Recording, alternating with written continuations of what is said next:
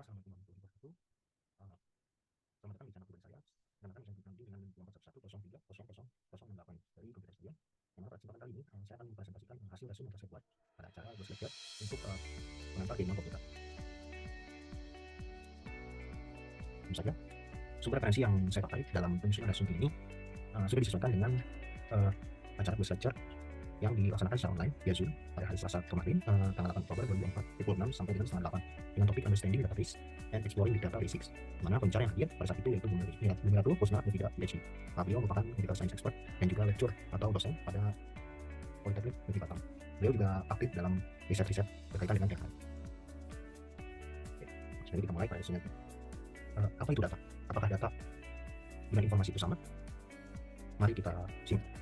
Jadi kemarin pada saat penjelasan oleh Bu Mufida, beliau menjelaskan mengenai DIKW diagram. Apa itu DIKW diagram? DIKW merupakan singkatan yang pertama data, information, knowledge, and wisdom. Yang pertama data. Data itu kumpulan value atau fakta lengkap. Lalu naik lagi ke atas, tingkatannya yaitu information. Information adalah data yang sudah diolah dan diberi konteks sehingga benar.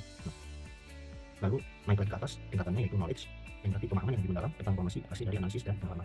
Lalu naik lagi ke atas yaitu wisdom, kemampuan menggunakan pengetahuan untuk membuat keputusan yang tepat dan bijaksana. Nah, ada informasi menarik yaitu di bawah data ada satuan terkecil lain yaitu datum. Nah, datum ini misalnya jika setiap hasil pengumpulan suku adalah datum, maka kumpulan dari kumpulan tersebut disebut data. Ya, itu pengumumannya lain. Jadi dapat disimpulkan bahwasanya data dan informasi itu berbeda. Data itu masih kumpulan fakta mentah, kalau information itu data yang sudah diolah dan diberi konteks sehingga berbentuk. Selanjutnya, apa itu data science? Sebelum kita mulai pengertian apa itu data science, saya mengutip dari Ghost Lecture kemarin, ada pendapat dari OS di tahun 2004 yang disampaikan bahwasanya data science adalah bidang yang belajar dengan untuk menemukan wawasan penting yang bisa digunakan oleh bisnis. Bidang ini merupakan pendekatan multidisiplin yang menggabungkan matematik, statistik, AI, dan juga rekayasa komputer untuk menganalisis data dan jumlah besar. Dengan analisis ini, data scientist bisa menjawab pertanyaan seperti apa yang terjadi, mengapa hal tersebut terjadi, apa yang mungkin terjadi di masa depan, serta tindakan apa yang bisa diambil berdasarkan hasilnya.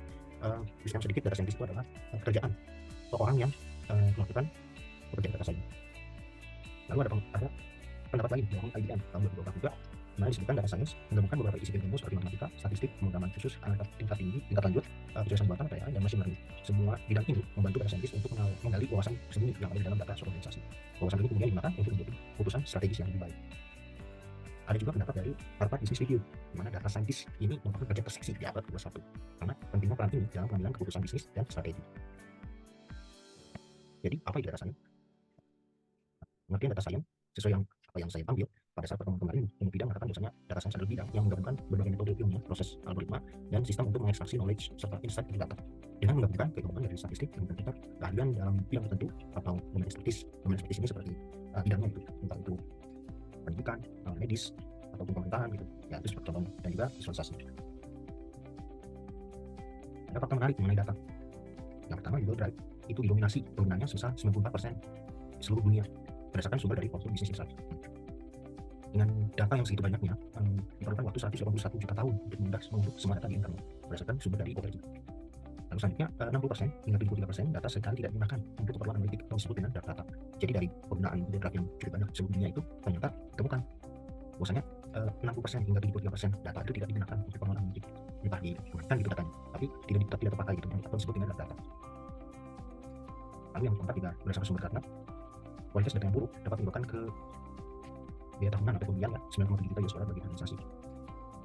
Lalu berdasarkan market, Big Data diproyeksikan mencapai 223,4 miliar USD pada tahun 2026. Lalu sekitar 36% organisasi menganggap Big Data sangat penting untuk operasi bisnis mereka. Dari sumber Dresner, jadi masih sedikit ya, di bawah 50% bahkan yang menyadari bahwasanya Big Data itu sangat penting. Lalu yang ketujuh, memanfaatkan analitik Big Data di industri kita dapat meningkatkan keuntungan hingga 60%. Sumber dari McKinsey. Lalu yang terakhir, sebanyak 97,2% perusahaan investasi dalam bidang AI dan Big Data sumber dari partner. Jadi tidak heran ya, data itu istrinya oil. Ada pendapat yang mengatakan seperti itu. Pendapat itu diungkapkan oleh Dr. ahli matematika asal Inggris pada tahun 2006. Lalu selanjutnya, why data science itu? Alasan penggunaan data science itu seperti apa? Yang pertama, uncoupling patterns. Itu data science membantu mendeteksi tren dan hubungan yang tidak mudah terlihat dalam data. Selanjutnya, enhance research impact. Dengan menggunakan data science, peneliti bisa menemukan penemuan baru yang dapat besar. Lalu selanjutnya, improve decision making. Data science memfasilitasi pengambilan keputusan berbasis bukti atau data dan prediksi yang akurat. Dan terakhir, increase research efficiency. Data science memungkinkan otomatisasi tugas dan analisis kumpulan data besar dengan cepat. Selanjutnya kita masuk kepada istilah 7P-nya. 7P-nya ada apa saja? Ada volume, variety, velocity, velocity, variability, visualization, dan value. Nah, volume ini tertentu pada ukuran data yang sangat besar. Jadi ukurannya itu besar kecilnya data gitu berasal dari sumber seperti sosial, sensor, transaksi online, dan lain. Lalu selanjutnya variety, jenis data, apakah terstruktur atau structured, tidak terstruktur, unstructured, atau semi structured. Lalu selanjutnya veracity, apakah sumber data tersebut dapat dipercaya atau kredibel atau tidak. Ini berkaitan dengan trustworthy ya. Lalu selanjutnya velocity, data seperti apakah data berbagai secara real time atau tidak. Selanjutnya variability, ini adalah jenis data yang hampir sama dengan variety, namun dari contohnya seperti teks, gambar, video, dan sebagainya. Lalu selanjutnya visualization adalah cara menunjukkan data dalam bentuk grafis agar lebih mudah dipahami. Lalu yang terakhir itu value atau nilai atau manfaat yang bisa diperoleh dari data setelah diolah dengan data science untuk pengambilan keputusan atau inovasi. Selanjutnya ada data science problem kategori. Pertama, known data, known question. Data dapat pertanyaan yang sudah jelas, seperti menganalisis penjualan dari data historis. Lalu selanjutnya ada unknown data, known question. Pertanyaan sudah jelas, tapi data belum ada sehingga perlu dikumpulkan. Selanjutnya known data, unknown question. Data sudah ada, tapi pertanyaan spesifik belum jelas sehingga perlu dieksplorasi data tersebut untuk menemukan insight. Yang terakhir, unknown data, unknown question. Data dan pertanyaan belum jelas, membutuhkan eksplorasi mendalam untuk menemukan masalah dan data yang relevan. Dan kita masuk ke data science challenge atau tantangan dari data science itu sendiri. Pertama, choosing right model, memilih model sesuai dengan data dan pertanyaan riset. Data quality and cleaning, membersihkan data dari masalah seperti data hilang atau bias. Avoiding overfitting, mencegah model terlalu cocok dengan data training agar bisa bekerja dengan baik pada data baru. Selanjutnya, computational research, mengelola sumber daya komputasi yang besar. Selanjutnya, interpreting result, memahami dan menjelaskan hasil model kompleks. Yang terakhir, ethical consideration, memastikan etika dalam pengumpulan dan analisis data untuk menghindari bias dan melindungi privasi. Dan selanjutnya, data science optimization. Optimization is important, atau optimasi sangat penting untuk mendapatkan performa model terbaik dan akurasi tinggi dengan menyesuaikan parameter model. Yang kedua ada model performance, menentukan parameter optimal, meningkatkan performa dan akurasi model.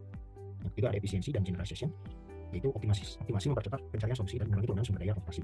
Dan yang terakhir yaitu optimization algorithm, yang terdiri dari gradient descent, yaitu menyesuaikan parameter untuk minimalkan kesalahan. Genetic algorithm itu meniru seleksi alam untuk membuat solusi terbaik. Dan yang terakhir Bayesian optimization, yaitu mengeksplorasi parameter dengan model probabilistik. Kita masuk ke key component of optimization.